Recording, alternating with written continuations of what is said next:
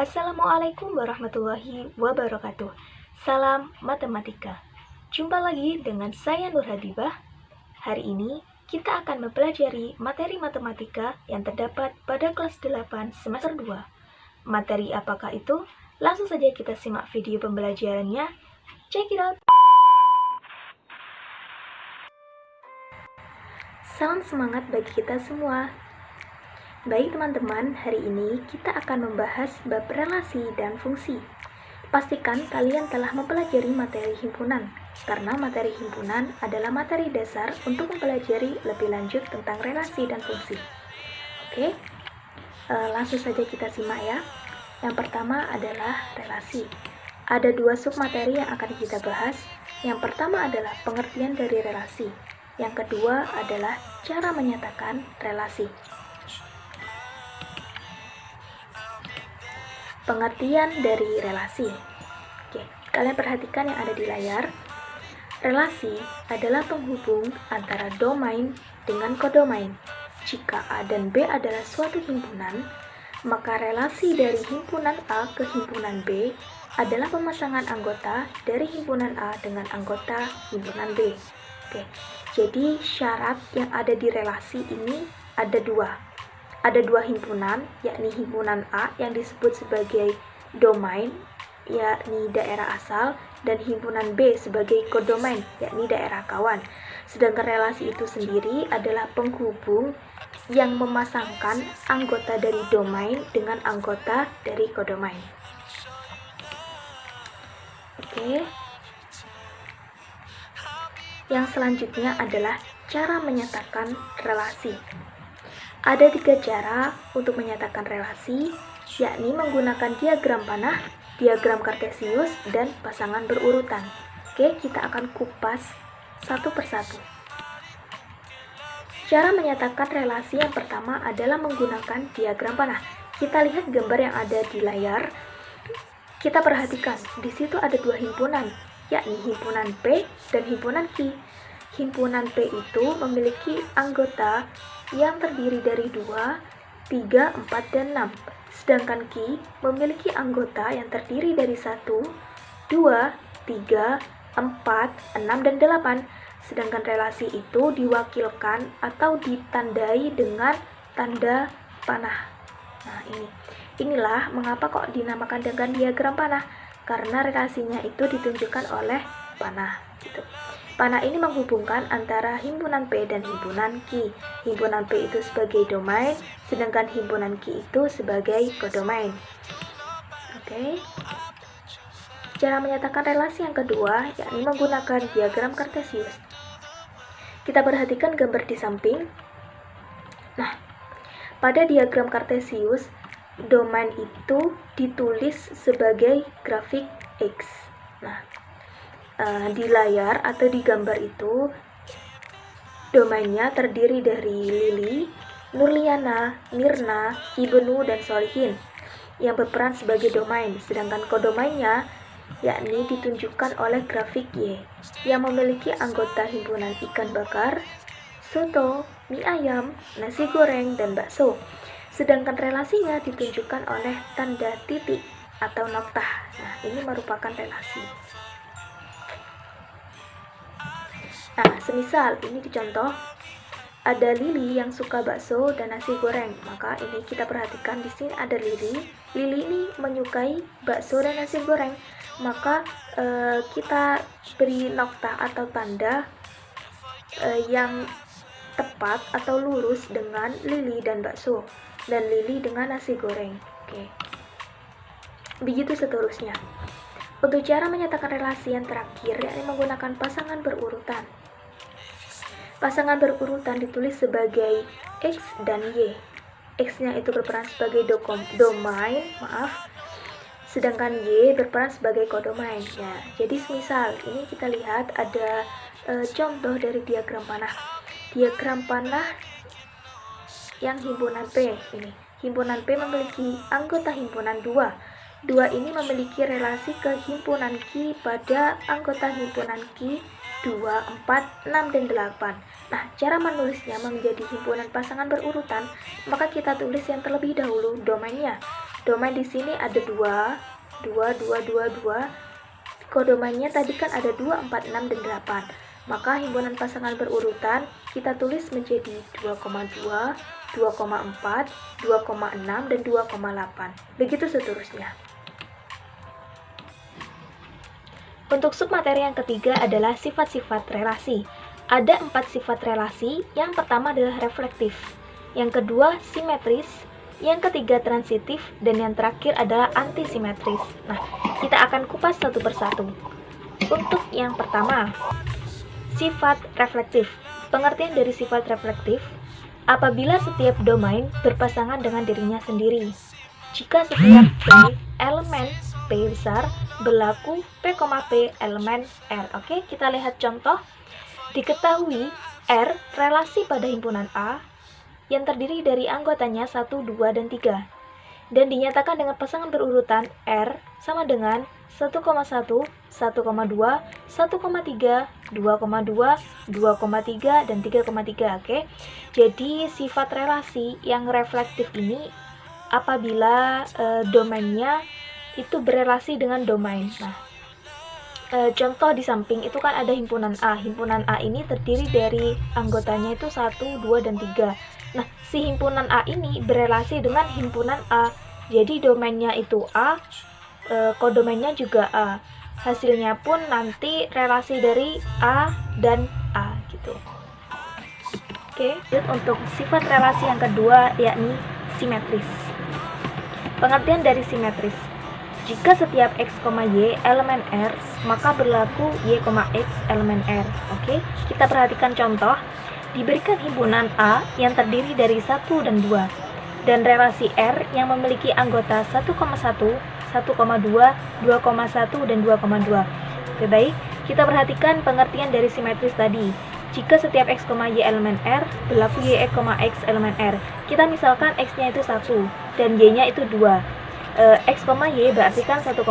Kita lihat 1,2 merupakan anggota di R atau tidak. Nah, ini ternyata 1,2 terdapat di R.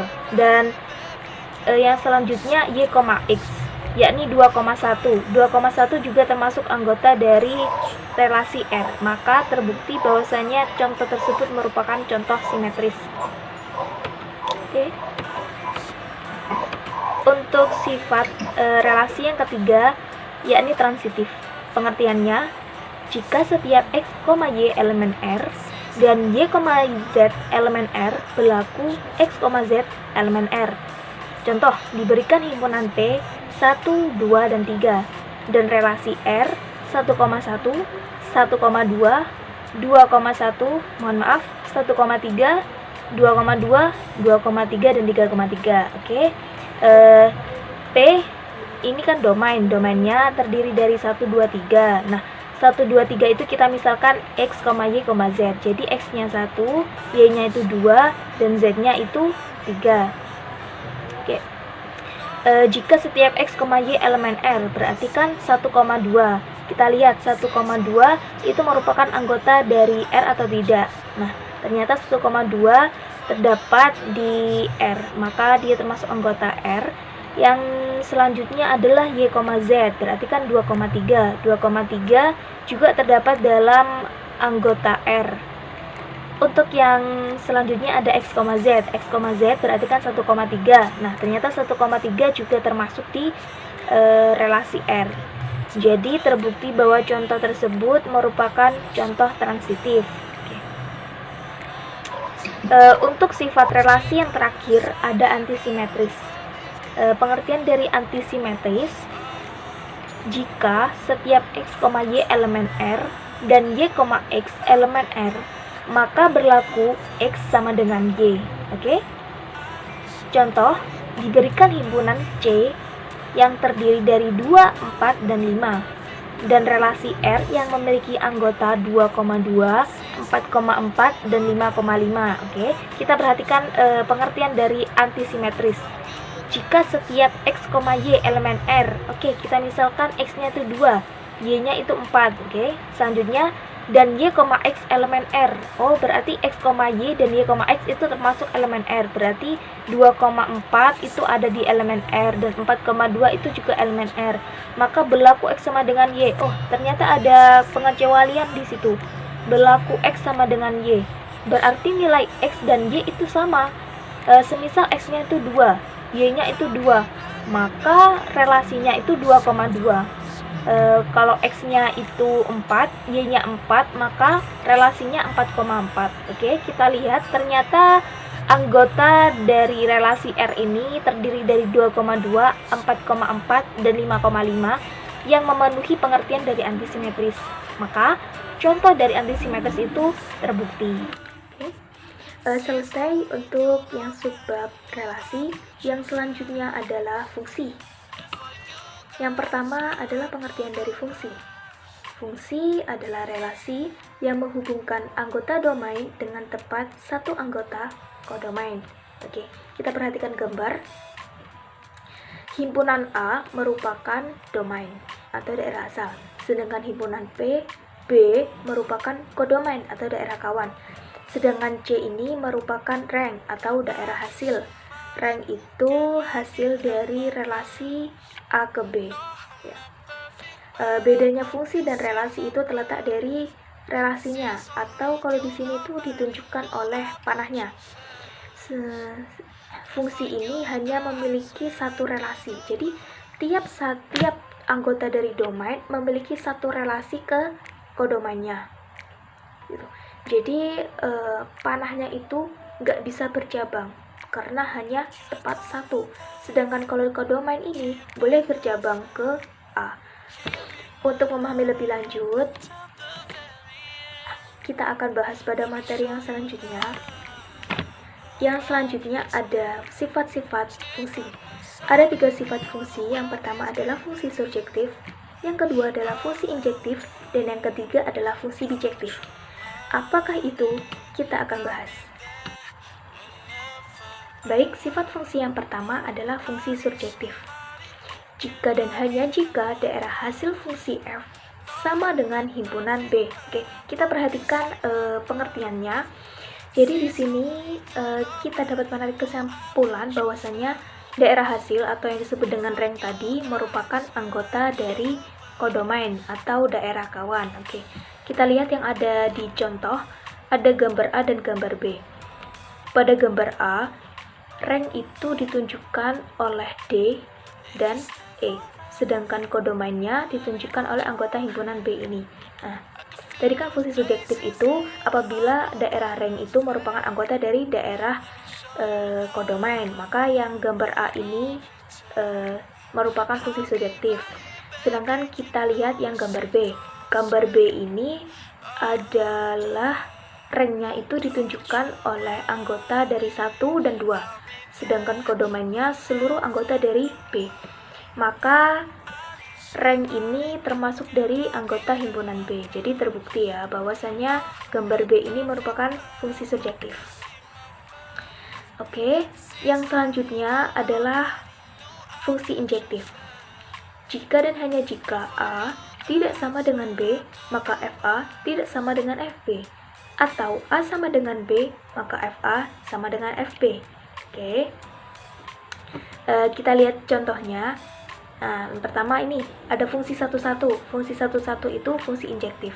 Jadi nama lain dari fungsi injektif itu adalah fungsi 11. Kita lihat gambarnya. Nah, di sini domainnya ditunjukkan oleh anggota dari ABCD, sedangkan kodomainnya terdiri dari 1, 3, 5, 7, dan 9. Sedangkan daerah ranknya atau daerah hasilnya adalah 1, 3, 5, 7. Nah, yang dimaksud dengan fungsi injektif ini apabila relasi dari A ke 1 atau 1 ke A itu merupakan satu relasi. Jadi kita dapat mengatakan bahwa fungsi injektif ini fungsi yang setia, dan karena ia hanya memiliki satu pasangan, ya, dia memiliki pasangan dan pasangannya itu cuma satu, itu maksudnya. Tuh, kita perhatikan ini panahnya tepat satu. Jadi dari domain ke domain ini hanya tepat satu anggota. Oke. Sedangkan yang ke selanjutnya ini adalah bukan fungsi satu-satu. Mengapa kok bukan fungsi satu-satu? Karena pada domain ini, ya kita perhatikan ini domain, dan kita perhatikan ada 3 domain. Kodomain yang ada di bukan fungsi satu-satu itu ada salah satu anggota yang memiliki 2 panah atau 2 relasi. Ini pada anggota satu ini memiliki relasi ke A dan satu memiliki relasi ke B. Satu ini tidak setia, maka tidak disebut sebagai fungsi injektif.